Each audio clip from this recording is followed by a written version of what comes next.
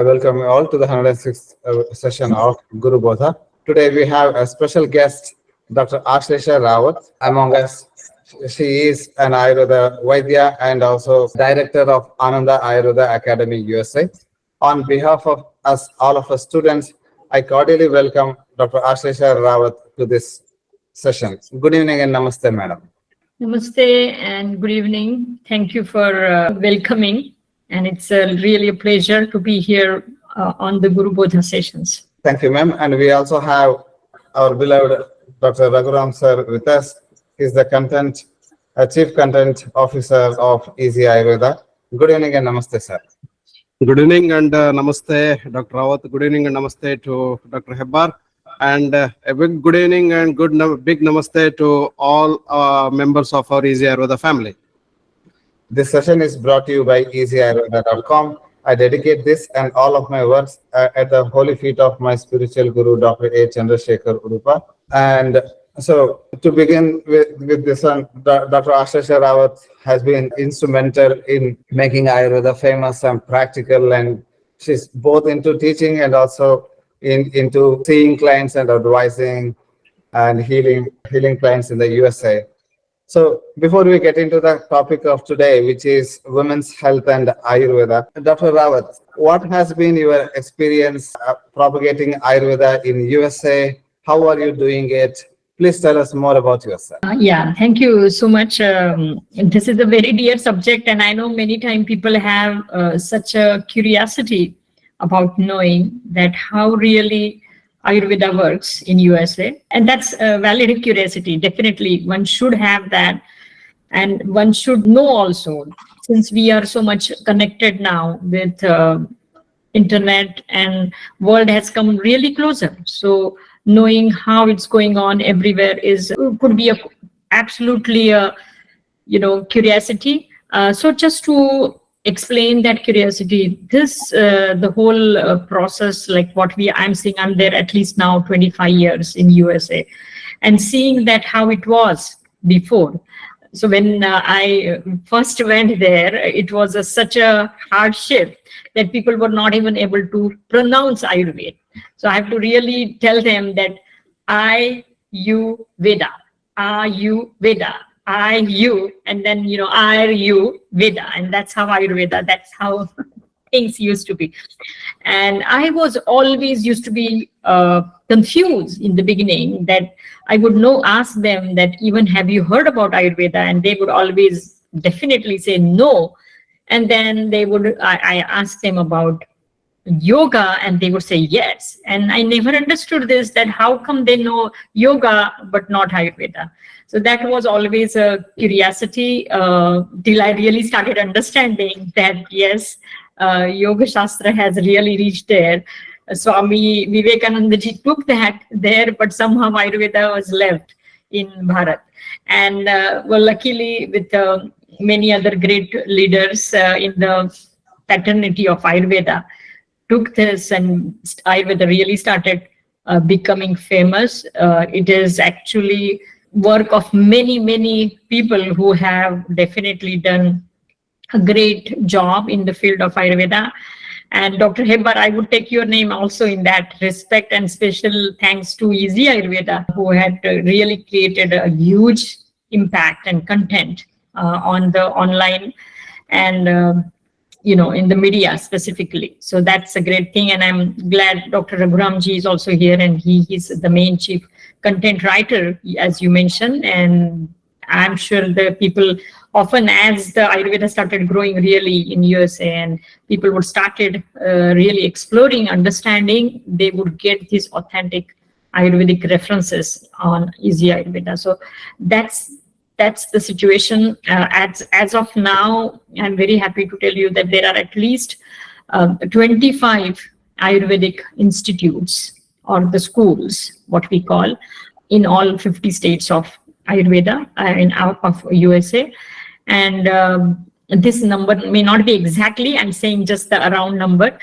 And another good thing is that we have we are establishing a good pathway for students to learn Ayurveda. So when generally school starts, obviously you could know that how is the demand. So that's how the demand is there, and people are eager to look as for something else has to be there. Well, again, it is being seen as a complementary medicine, CAM modality, and which is still not that way in the mainstream. But after COVID, if I'm not wrong, the whole Ayurveda demand kind of grew, and we are looking at very different angle. People are more conscious and more going towards taking Ayurveda. Especially in my practice also, I have seen that now people have become more conscious, and they really want to have something very holistic, and that's how it is. I could say that it is growing. That is one aspect, and of course the other aspect is for the schools, which I said. So that is how I think the holistic solution as Ayurveda is providing. That's how I would say that Ayurveda is growing in US. Thank you, ma'am. And can you please explain regarding your institute, that is Anand Ayurveda Academy, and how it is contributing to the mission of Ayurveda? Absolutely, and thank you for this question. It's such a I definitely would like to talk on that, how the whole process of Anand Ayurveda was even came into the existence. We are a group of people, and many are Ayurvedic Vaidyas, doctors, right? And what we really found that Ayurveda, as it grows, and this is a common thing, may not be something different. It may be happening in every situation, that as Ayurveda started growing, the demand started growing. Obviously, people wanted to know more about it. Then the demand is not only stayed till the patient and treatment aspect, right? It was growing more that, okay, if this really works, then I want to know more about it. So I often see this in my practice also, that people get, good benefit from Ayurvedic treatment, and then they start understanding that, okay, this really changed my life, I should know more about it. And then when they feel that I just don't want to know more, but I want to practice that also, and I want to help my friends and my families. And then later on, they can even start thinking that, why don't I completely change my field and become this, right? Become Ayurvedic practitioner. And that's how the demand started growing. And as demand started, as people were really curious to go there, what was observed, that somehow it started getting watered down. So the actual Ayurvedic understanding, or the conceptual Ayurveda, was a little bit watered down for explaining what is Ayurveda. And that is, to some extent, it is good when you just want to know. But when you want to become a practitioner, when you want to become a coach, Ayurvedic coach, or when you want to become a Ayurvedic counselor, or again practitioner, or even advanced Ayurvedic practitioner, then this is not really good aspect. And I'm sure you will agree with me on this. Then it is extremely important that the authentic Ayurveda has to come. It has to be maintained with its grittinity. Absolutely, it has to be maintained. Whatever our great sages, Acharya Charaka, Acharya Vakpata, or Acharya Shushruta, they have created this whole Ayurveda, and that has to be maintained. And so, thinking from there, this whole group of people started thinking that we should do something about it, and that's how Anand Ayurveda Academy was launched. And it's from the aspect of yogic aspect also, and from the Ayurvedic aspect, we really crafted the whole curriculum in that sense. And I'm very happy to tell you that Anand Ayurveda Academy is in its final stage of accreditation.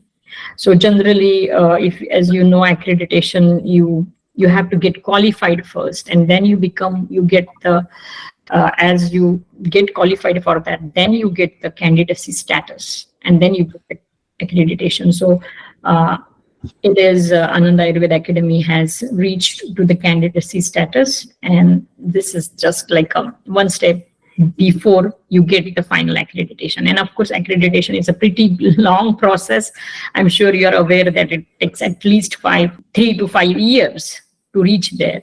And we are in the final stage. And very happy for that, what we really thought about, that we are creating in a real sense and trying to build a true Ayurvedic academy, which would teach the complete and as well as much as we can, of course, teach that. But because there are some other hassles, that scope of practice is not there that much, and all those things are there, but at least we are making sure that it is not getting absolutely watered down, and the authentic Ayurveda is being taught there and offered there. And at the same time, we maintain this whole perspective of that Ayurveda is a clinical medicine, and that clinic, it's not just it's not just in a kind of art, but it is truly a clinical medicine, and that has been kept alive in Anand Ayurveda. An interesting point that you made was like watering down the Ayurvedic content to accommodate more and more students taking it up. But there is a way, Dr. Raghuram, I would like to have your inputs. Making Ayurveda content easy to understand without watering down. For example, Ama or Avarna is a massive content, massive topic, and it cannot be understood or made to understand for a new Ayurveda student. But rather than simplifying it into, say, few sentences, complex concepts can be broken down into many stages, and it can be explained without losing much sanctity. Dr. Raghuram sir. Absolutely. Thank you, Hebar sir. So since the question is also related to the concept, how Ayurveda content shall not be watered down. So I totally agree with Dr. Hebar's question that Ayurveda content shall never be watered down. So first of all, we should start when the Ayurveda education starts at the initial level, at the budding level. The interest should be generated in the students by introducing the terms related to Ayurveda. So in Indian system of education, as we see, when students come into Ayurveda, they come from the science groups after having studied physics, chemistry, maths, biology. They come into this Ayurveda field. So it looks like oceanic. So they're right at the middle of the ocean, and they find it very difficult to swim through in the initial years itself. That is in the first year itself. It is this particular point where the student should be taken into confidence. So like there is a sudden transition which has come in an unexpected way for so many students. So some students have opted for Ayurveda, and for some students it is a default. So like we don't get something else and we come into Ayurveda. Though awareness of Ayurveda has been building up over these current years with the government and the higher tiers of education also putting a lot of light and emphasis over Ayurveda, so how to develop Ayurveda and other things. So this is the basic thing. So the meter and the remote control is in the hands of the teachers, how they introduce Ayurveda to their students. So this is the basic.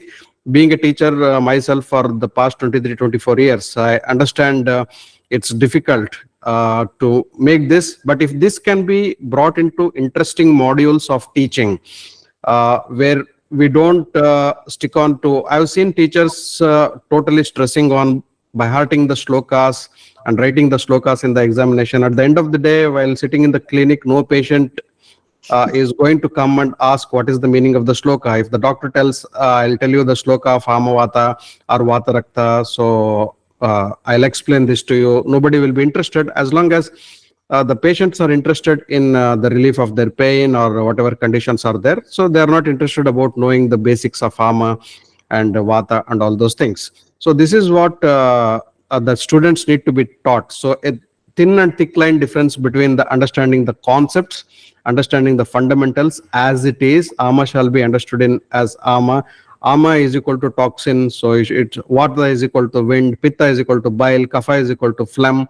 So these things should be what we can call it as totally stopped, so or aborted from the teaching system. So this is equal to, and making a lot of comparison shrinks and constricts the way the student thinks about vata and vata, pitta or kapha. So the fundamentals, when we are speaking about, the student is introduced to the Padartha Vijnana, where there are fundamentals of and also the philosophies of Ayurveda. So they are tough again. So there is Sanskrit. So many students haven't touched upon the Sanskrit itself. A thorough understanding of Sanskrit and also the Sanskrit literature, how important is Sanskrit. It's not a formality, it is a basic necessity and also a responsibility of the students to be updated with the Sanskrit knowledge, its grammar, the word interpretations, how to go to the dictionaries and refer and try to analyze and research. So in India, we have Sanskrit being introduced. I guess the same is in USA, so like, and other countries where Ayurveda is being taught. So the importance of Sanskrit at the first place, and also importance of understanding the terms, in importance of using the right term in the right place in the right meaning without any dilution. So this helps in a thorough understanding of the Shastras. So gradually, when the student transits from basic Sanskrit to understanding this Vata, Pitta and Kapha through the basic introduction of the Samhitas, true unadulterated meaning should be passed on to the students while discussing example types of vata. When we are discussing prana vata, udana vata, samana vata, so ultimately the student will understand. So there are the subtypes of vata. One is located in the head, another in the chest, operates from the chest, another from the abdominal region, another from the lower abdomen, another is scattered throughout the body. So that's not enough. So every minute detailing. So these initial years are the years of responsibility for the teachers and years of passionate learning for the students. So the teacher and student relationship, the Guru Shishya Parampara, should be strongly established in the initial years of Ayurveda, wherein the students get confidence and also comprehension and also a very precise knowledge and a very big clarity of what exactly they are learning.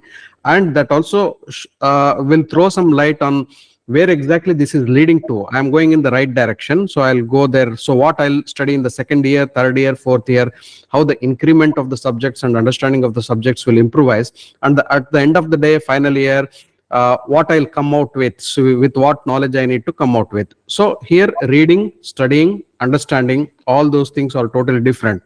Here, understanding is the total basis, as Dr. Rawat also made a point there. So we go into the depth of fundamentals until things are not understood. So that is the basic. Anywhere Ayurveda is taught, the fundamentals, the basic principle, and word-to-word breakage, and also the word-to-word analysis. So when we are speaking about Amavata, for example, as Dr. Hebbar mentioned about Ama, we need to know Ama, we need to know Vata separately, we need to know Amavata in a combined way. Whether it is a disease, it is a condition, it is a pathological disturbance, only students will come to know that when they understand Ama thoroughly, Vata thoroughly. In the initial years, while even reading the Vagbata and other principles of Ayurveda, students are exposed to Ama and Vata subtypes and Samavata, Samapitta, Samakapha. These are Samavata, Samapitta, Samakapha are different conditions where Ama is associated with doshas, but may not lead to big pathologies like big blown diseases. Will not write on a case sheet like Samavata, Samapitta and those conditions. But when we read through the symptoms of Samavata, Samapitta and Samakapha, they will look more dangerous and like oceanic or like a monstrous in comparison to the Amavata.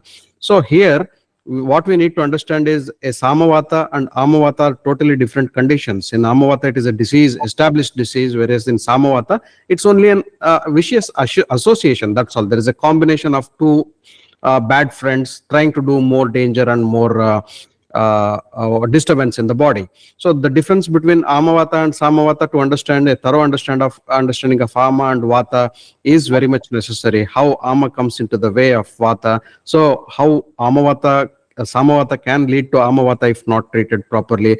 See, this Samavata may be an association, but the association, if we don't disturb that association with the help of treatment principles, it will definitely lead to more like a prolonged illness and prolonged painful symptomatology, which obviously looks like a disease. So that may not need a plenty of treatment to be given. And also when we see through the Rutucharya, the explanation of the seasonal regimen and also the seasonal treatments what we are giving. Here we need to understand that a Sanchaya and Prakopa, the accumulation and aggravation of the doshas easily pass on to the next stage of Prashamana. So body has a self-balancing mechanism, self-limiting mechanism. The Prashamana or the doshas which have aggravated will pacify if we follow the rules and regulations of that particular season. If not, instead of Prasara, the doshas will change their direction and go to the stage of instead of Prashamana, they will go to the stage of Prasara. There is a deviation, and then the pathology starts. So there is overflow of the doshas, then there is lodgement of the doshas in the tissues with the tissue damage, and then consequently formation of the disease and complications. So this is to understand all these things, each and every fundamental. So Ayurveda students should not take it lightly. Every word is a weightage. Every word of Ayurveda, every term of Ayurveda has its own weightage. Thorough understanding at the initial part of the schooling is very, very important for non-dilution of Ayurveda. So that leads to successful practice, successful clinical approach, and also to give very good relief and to tell that whatever Ayurveda is, you people know, it's just only the teasers and the trailers, and the big picture is totally different.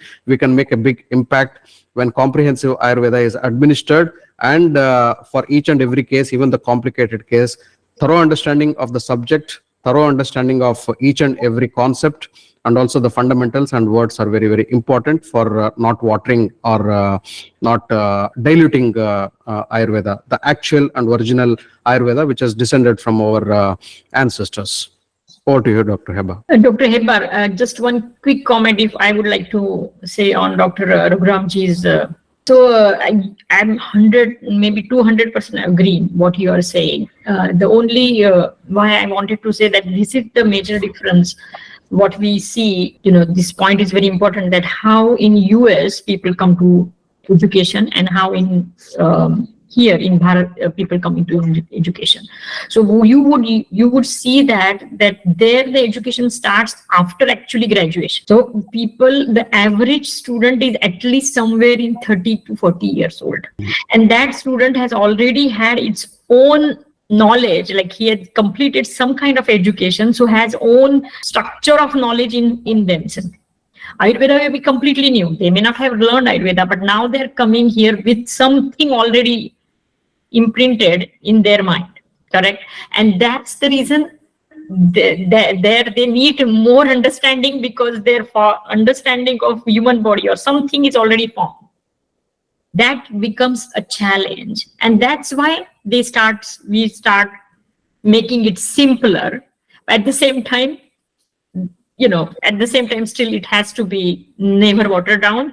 And even if we make it simpler, it should be still absolutely kept in its integrity. And that is true. That is really necessary. But those are the challenges. Like Dr. Hebar was asking me, and this was a really valid point that I realized that the average student itself is a much higher student, higher in the sense educational wise higher, and that creates actually double. So you have to unlearn something. Correct? To learn something new, you have to unlearn something, and that is the challenge. But even if that is the challenge, they actually appreciate also much more when they start understanding. So in the very first class, they kind of like get lost when you start talking about Padartha Vidya. But I always tell them that, see, the next class will be Vata Pitta Kapha, and like they absolutely are very comfortable with Vata Pitta Kapha. Now, why they are comfortable with Vata Pitta Kapha? Because these terminologies have become popular now, right? So those have this is how the other terminologies will also become popular. We just have to wait and keep on doing that what we are teaching and how we are teaching. And I thank both of you, Dr. Hebbar and Dr. Ramji, because that's how that is the best job even Easy Ayurveda is doing, and providing the shlokas and keeping on that major aspect and making it available for any new curious person and even the students. Thank you. Thank you. And another interesting point that you made was that some of the clients who come for treatment with Ayurveda, they see the benefits of Ayurveda by relieving their symptoms or a disease with the Ayurveda treatment. and then they see, on the other hand, they see the side effects of excessive and unnecessary medication that they may be taking. So it is a breath of fresh air for these clients, then who then gain so much of interest in Ayurveda that they start learning it and they turn into students. Correct, ma'am?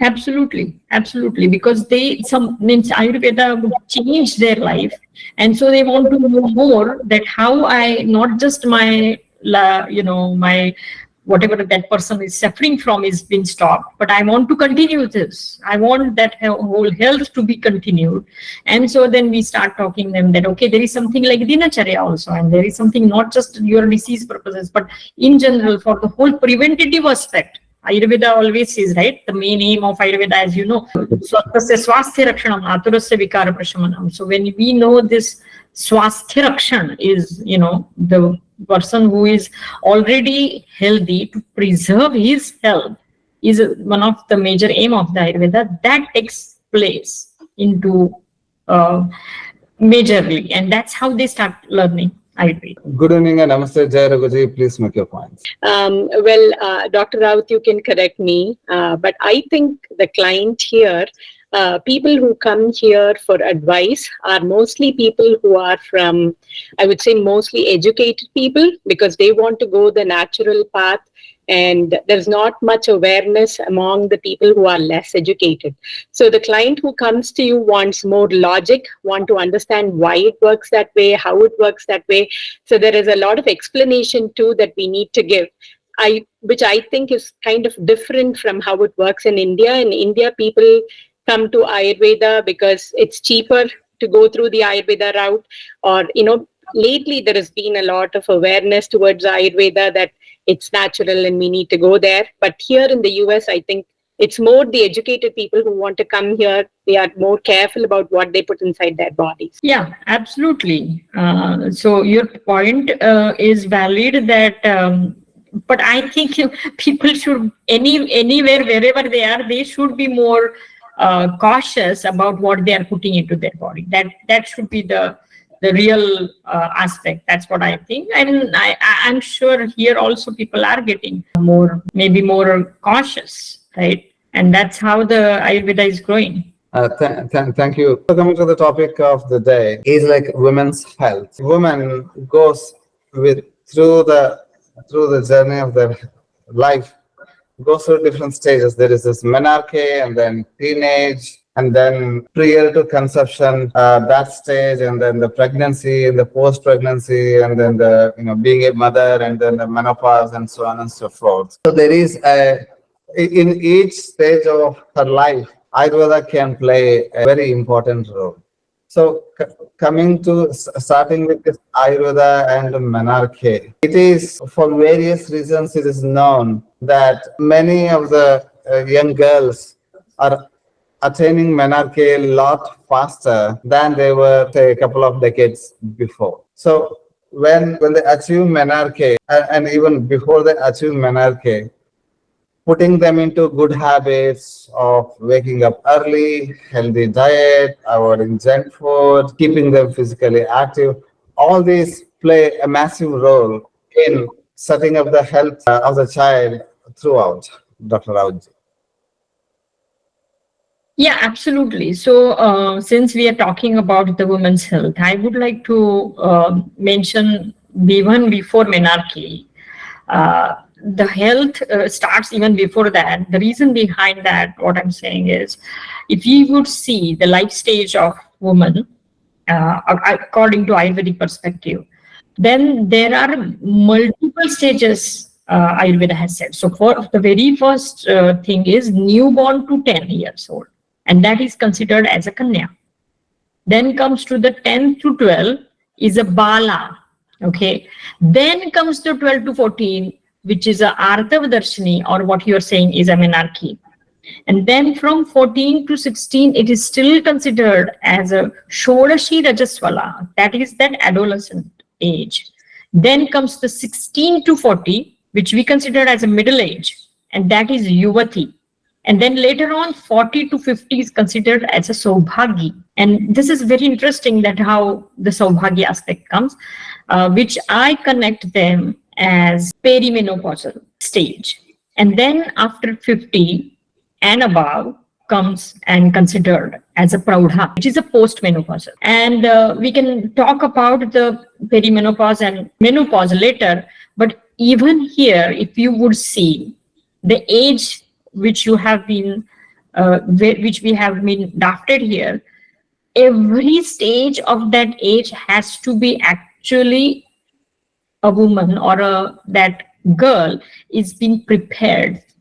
And the whole concept of preparing her is for that middle age yuvati, and of course, and the childbearing age to come.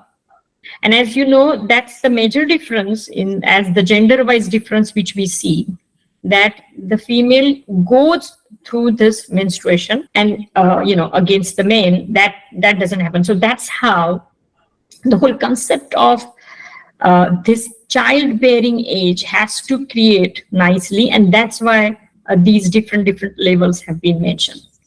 So during the Kanya period also, what we give to eat and to feed that small girl really creates how and when she gets her Artavadarshini. So when she really gets the menarche would only happen if we prepare her in that Kanya and Bala stage, especially when she become Bala, that is 10 to 12 years. It is true, so important that the Bala has to be fed nicely, and there she has to be developed the proper understanding that giving even the knowledge that now anytime you can have the menstruation. So preparing, educating her for the menstruation, and not just educating her, but preparing her body for that to go through. That is there. From there, the treatment actually starts. So typically, we would say the menarche when happens that lot of menstrual cramps. I mean, they are kids only that time, that age suffer from, or you could also see the lot of bleeding happens. And this is the very, very tender age where even the anemia can develop. So just to avoid that, the treatment should, it's not treatment, I would not call it as a treatment, but the preparation has to happen. And that's why eating the complete meal and not really eating the junk food, which is unfortunately growing a lot. I was really shocked to see how many fast food centers are now developing everywhere. That's the one major aspect. Then the another second very important point, which you I think mentioned, Dr. Hebbar, that sleeping early and getting up early. And these sleeping habits are really getting pushed back as more and more social media is becoming very active, as well as at very young age they are getting the phone. And then that blue light, the exposure to blue light kind of keeps a person or that girl more active till night, and that's how the night sleeping delays, and as that delays, then the getting up is delayed. And then, as we know in Ayurveda, it has been very well mentioned that if you miss that apanakal, you are actually not just increasing kapha, but you are disturbing apana also. So if somebody sleeps more and stays and wakes up after the sun rises and really a little more later, then what really creates not just the kapha increase, as I said, but because you miss the apanakal, your whole thing is possible to be, at the, maybe at the minute level, but that apana aspect starts getting disturbed. And then comes these all problems. As menarche starts, the pain in abdomen or the menstrual cramp and the PMS, premenstrual syndrome, all the things starts automatically developing. And this we build actually because of these lifestyle habits or the eating habits, or in general, not really eating the nourished food, which is so important. So having the proper, what Ayurveda says, the Shadarasatmaka ahar, to giving that proper Shadarasatmaka Ahara at that age, right from the 10th to 12th, that is the whole preparation one should do. I would add into this specifically about even performing yoga is truly necessary here, because that is the best way of making and keeping your all the doshas in the balanced state. And somewhere that education also has to be pushed forward at the schooling level itself, that should be one of the I think, like how people are so much being exposed to sports rather than that yogic asana, at least, not if not something else, that should be really explained, and certain getting up and certain asanas has to be introduced there at that age. And then you can say that, yes, it should, the menarche will happen very nicely, and really people would not have, kids will not really suffer there. Thank you very much for kind elaboration, Dr. Raji. Vasanta Reddy ma'am, please go ahead. I really liked how you enumerated what needs to be done for a comfortable, growth from newborn to 10 years. But what I see in general is the mothers are highly uneducated on all these aspects. And from newborn to 10 years of age, the mothers is more, is important. However, most of them are not educated. How do you think we can solve this issue? Because I understand if you explain all these things in schools and, have them do yoga, etc. But if the home environment is not supportive because of ignorance on the part of the parents, what do you think we can do about it? Yeah, that is a very good question, Vasantaji.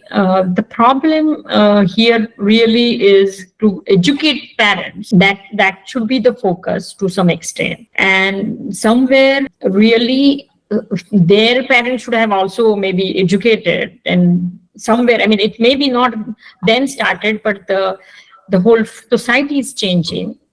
And it's not that we just focus only on that kid who is growing, but naturally the parents have to be taught as well. And this is something to be accepted as the whole, how those family levels, these things should be introduced, not just in education, not given into the school has no meaning unless and until it is being practiced at home. So somewhere that mom and even the father, I think, has this responsibility to get educated, and then implement that. Any thoughts on what can be done to educate the parents, how we can educate parents? So education of, first of all, we have to be little open on talking about menstruation first, because it's still being taken and considered as something we should not speak outside. And if we could start there at that level, that we want to, this is a simple and absolutely normal phenomena, or the physiological phenomena of the body. This is something wrong. This is how it has to happen. And that's why this is as a routine, it should be taught. So I would like to give you another example that in Mexican culture, Southern, America part there. So they have this, they would celebrate the 14th or 16th birthday is a big deal there, especially for the girl. So once she become at that age, a big celebration is done. And in that celebration, obviously this celebration is because now that she is, really shodishi, or she is adolescent, and that the whole aspect is that culture, basically Southern American culture, considers it as a very milestone, achievable milestone. And so from their aspect, if you would see here that we anyway keep on doing all the, birthdays and so many things, these kind of things, when a best gift that parent can give it to their kid, to just give this education also. And just to give the education, automatically they had to learn, correct? And that's how that can be introduced to them.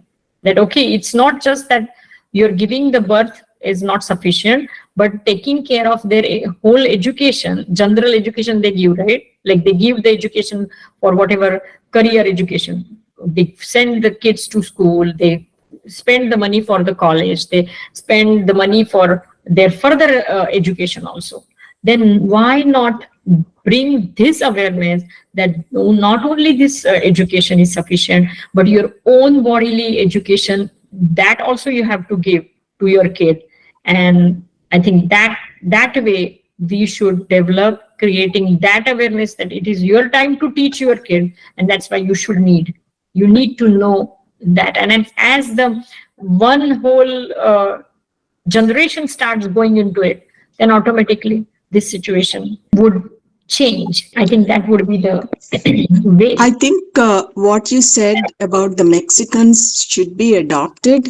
In our own society also, we have certain ceremonies done once the girl reaches puberty. But what I have noticed is no mother explains what has happened, the bodily transformation that has happened in the girl. Other than in the recent times, it's made into a big party in big hotels, but no education is being provided as to why and what they need to do, with their bodies. I mean, that's been my observation. Yeah, I think they need to be and to add that, explained completely. Other than that, I also hear the word "you are unclean." Time is unclean, so I have a lot protesting against it, saying, well, how can you call us unclean? So I think certain language and certain, proper explanations have to come up so that we can educate our young girls. That's a very good point, Vasantaji. And I would add one more thing that people generally would say, and I see this in US also, okay, and how I educate the kids' mother is, I always tell them that remember why our ancestors have said, where did this whole unclean thing came up? So it's not actually unclean, but it's the aspect when you are supposed to take complete rest, right? First, it used to be, even in many cultures, it is done that if you are in the menstruation, you should not even touch, you should not even come into kitchen. So what is the actual reasoning behind this? Ayurveda is definitely not just, as I said, the meaning of Ayurveda itself is a Ayusha Veda Ayurveda, right? It's the science of life. That's what we say. So if there has to be some science, and the true science is that your apana is very strong there, and that's why you don't want anything that the prana becomes, little upward. That never has to happen. And so even at the spiritual level, you keep little bit away from that, because you may not able to take that energy upward as well as downward. That could be one aspect. And then another major aspect is that you need rest. So this has to be actually taught to those mothers who really don't understand, and they may not be even following that. I mean, just saying, I have seen this also many times in practice, that they say, oh, I don't touch anything, and they keep on working something else. So where is the whole aspect of rest comes. So the true focus is to take rest, and that is not happening.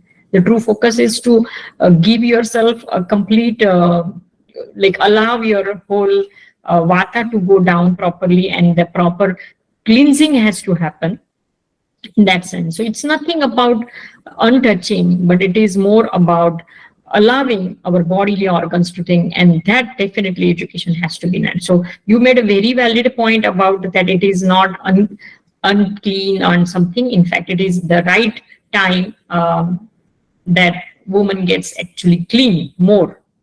That's how I would put it.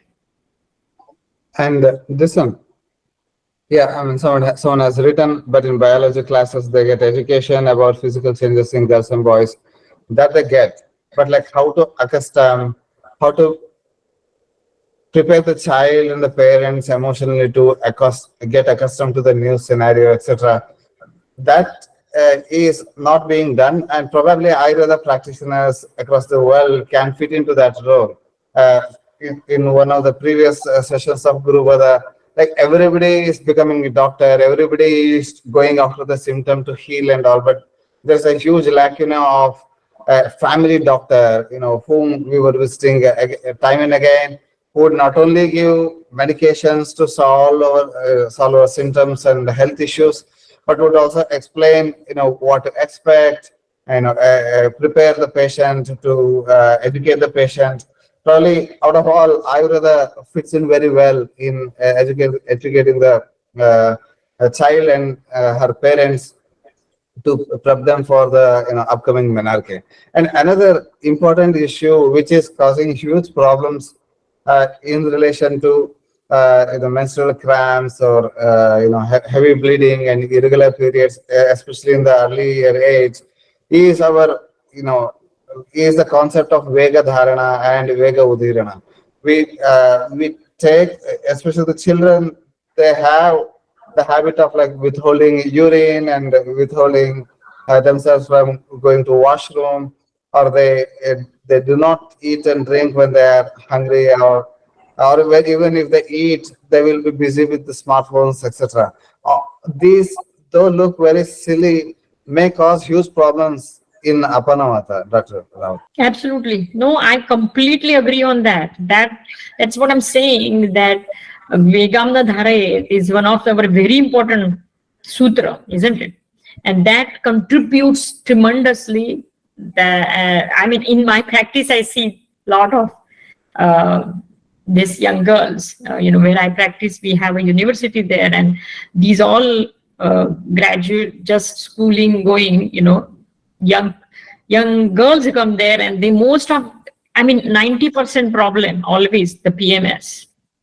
And it's a big problem that they don't even, they just want to go for, I want the tablet, and then they are now aware that, they don't want to eat tablet, but then they come give me herbal tablet. So it's not about taking tablet, it is about changing your lifestyle. It is, of course, we would give some tablet, that is a different story, but it's not the painkillers that we want to give, but actually we want to avoid even that from happening.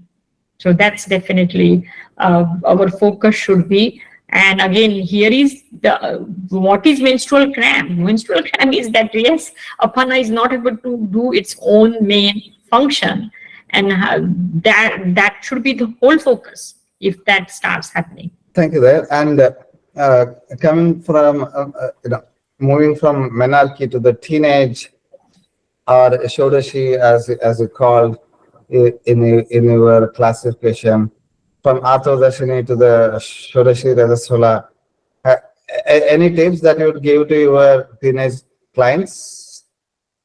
Yes. So as someone becomes the Shodashi, or as that age, adolescence age comes, this basically, that is the major time when the whole adolescence, like the girl really starts becoming the woman.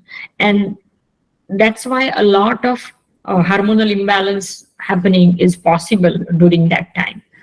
One menstrual approach we have already talked about, the PMS, the premenstrual syndrome, is a very, very common during that period. And the very simple example, simple recommendation is, again, do not hold your any Vegas. So any sorts of natural urges has to be attained.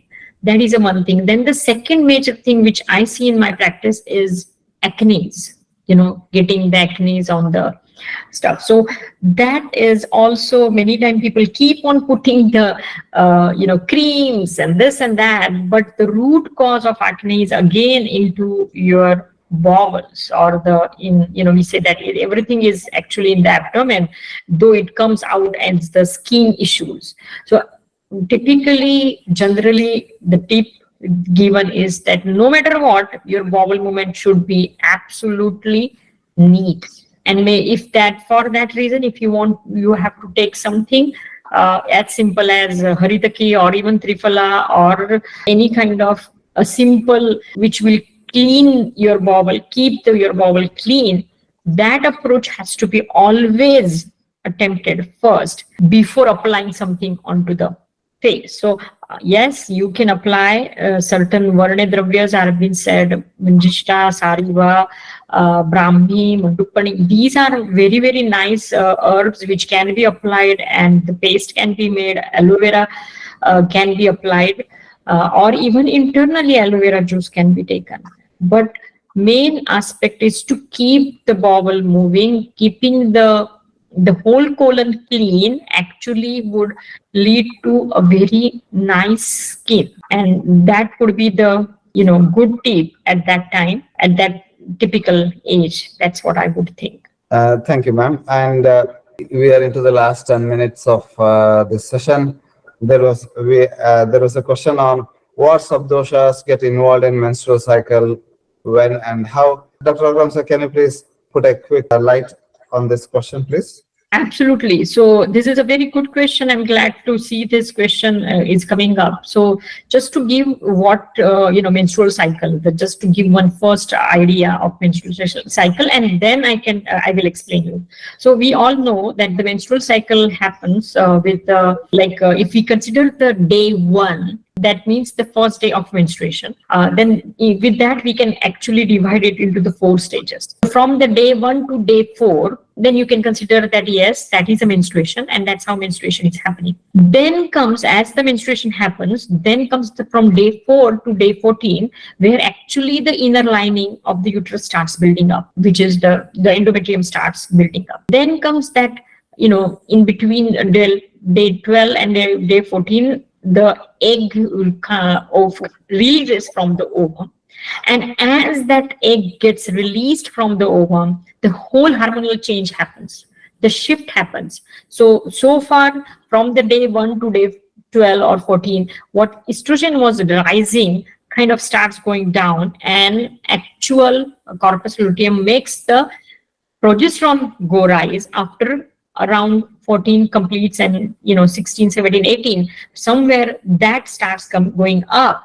And then ultimately after day 28, both kind of sharply goes down, and then comes the lining breaks down, and if the pregnancy doesn't happen, then menstruation comes.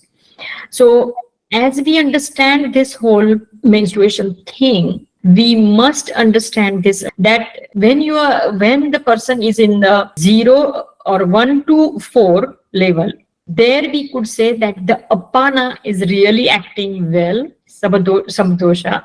Then now after that, the estrogen starts happening. So the 3 to 5 days after the period, or the 4th or 4 onwards, the estrogen starts rising, and we in Ayurveda consider it as a upachaya state. So upachaya means proliferation, correct? So this upachaya phase when starts, there works the actual kapha, because kapha has this whole building aspect. Now, which upadosha would you consider here? Then I would consider, as a general, Kledaka kapha and the Tarpaka kapha are more important at that point of time. The reason of the Kledaka kapha, because it is considered, it's the main kapha, king of the kapha aspect. And the Tarpaka kapha is because it is responsible, it is in the head, and that along with the pranavayu, its action happens of the upachaya. So then further we come into the 12 to 14 days, where now the ovulation is happening. And as you would see, the ovulation is happening. Obviously, that is pranavayu is responsible there somewhere for this whole ovulation aspect. And then there you get naturally the change starts happening in the progesterone and estrogen process. There later on, as progesterone gets higher, I would say that period particularly would call it as a apachaya, which means it maintains, but it's now started loosening. And there the pitta really works there, which makes that whatever the kapha has created the lining, it starts like digging in. So you could understand it as a little bit of increase in progesterone, but I would explain it as a apachaya, as you're basically sadhak pitta and ranjak pitta, because ultimately the ranjak pitta brings that color and brings that endometrial to come out. When it will come out, it will come as a raja. And then after around when we reach to the 4th stage, and that is 28th, both the estrogen and progesterone comes down, and automatically the bleeding start. And again, the apana will take. So this is how we could consider 1 to 4, again apana vayu, then 4 to 15 kapha upachaya, which would be more considered as a kledaka and a tarpaka kapha. 12 to 14, when ovulation is happening, prana vayu will work more. And then post ovulation, when now the pitta dosha gets in to create that apachaya state, not upachaya, so no further building of the thing will get stopped. And now it is more loosening happen, and there comes the sadhak pitta and ranjak pitta. And then further, as the 20th day comes, everything further goes down. So no upachaya, no apachaya, and there we call it as a praseka. You want to write it down, that praseka, and that praseka again apana works and brings down the period. That means the menstruation stops. Wonderfully explained, Dr. Ravji. Before we end, this requires a lot of reasoning and explanation, Yeah. but like a quick fire answer from you, please. Best herbs for supporting end of cycle menopausal transition. The menopause transition is the transition basically, right? From the pitta stage of life enters into the vata stage of life. But surprisingly, all three doshas can go in trouble for the menopausal. So depending upon which dosha is really showing up its presence or the imbalance, that's how the treatment has to be done.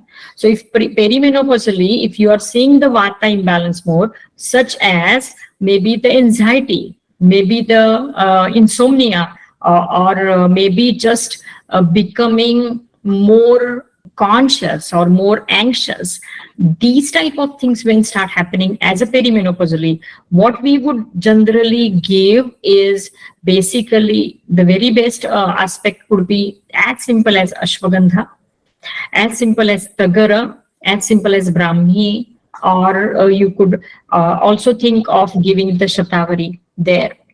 Little bit of bruhanatva has to be created. Bala also works there very well.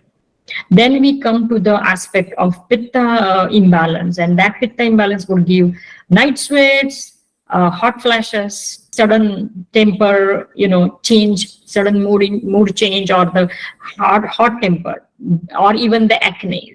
And there, the best thing could be, there we could use really the shatavari could be the one of the very excellent choice. Then sandalwood could be another very good aspect. Keshara also can be given, or the aloe vera works wonders. Brahmi is also here, and Manjishta can be given just to work on the skin aspect if that has to be done then. And then the kapha imbalance could also happen, and that more goes into the weight gain, right? Or becoming more as some kind of swellings would come.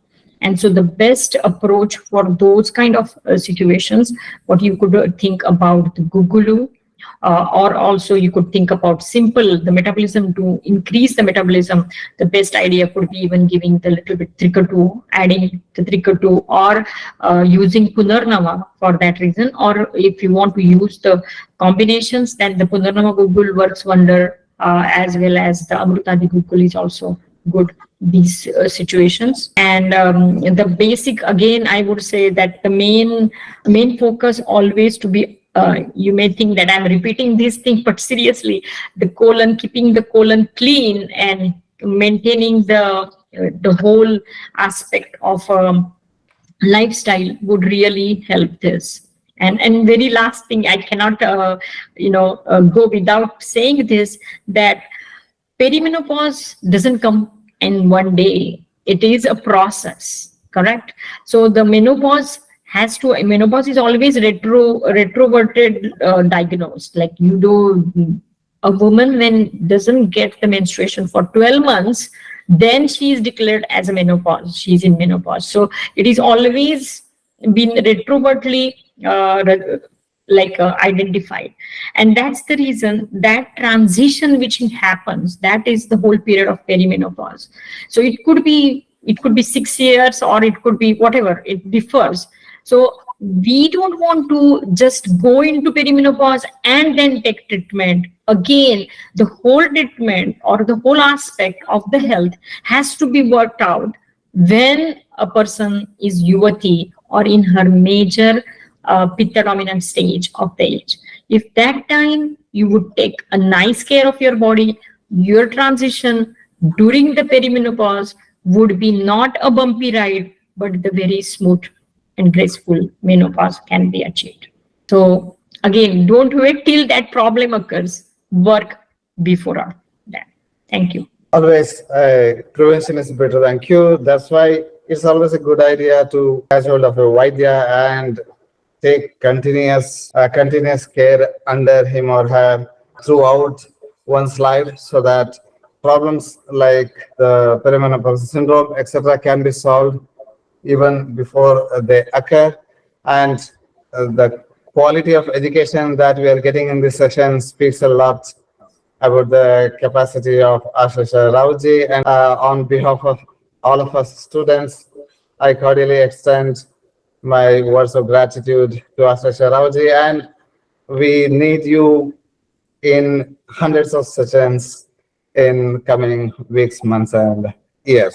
Thank you very much, Ashish Raoji. And on behalf of all of us students, my words of gratitude to Dr. Raghuramji as well. Thank you, thank you, Dr. Hebbar sir. Thank you, Rawat madam, for such a wonderful talk, thought inspiring, and plenty of points to come with. Two, three sentences from me before closure. So I remembered a sentence from a movie called as Dangal, where Amir Khan ji tells, "Mare chori choro se kam hai ke." So, are my girls in any way lesser than the boys? So here we also speak about women, the girl, and different stages in a woman's life. It's very important to also reflect on the role of men who come in different forms in a woman's life. So like the God himself, Lord Shiva himself, manifested himself in the form of Ardhanarishwara, like 50% man and 50% woman. So this shows that the world will be balanced only if the man and woman contribute 50%. They are like 50-50 in the life and then in the family process or wherever it is there. We also spoke about the Mexican culture. So Madam Rawat and Vasanta Reddy Madam also told that it's very popular in India.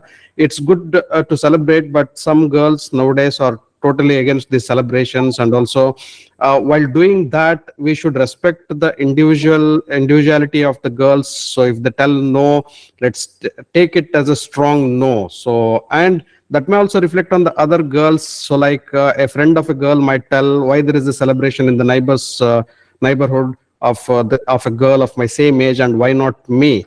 So that might impact on the child's this one. So if a girl is against, so let's all make a girl's life a celebration in every aspect. So every man has a responsibility, be it a father, brother, husband, or a teacher, whoever comes in their life.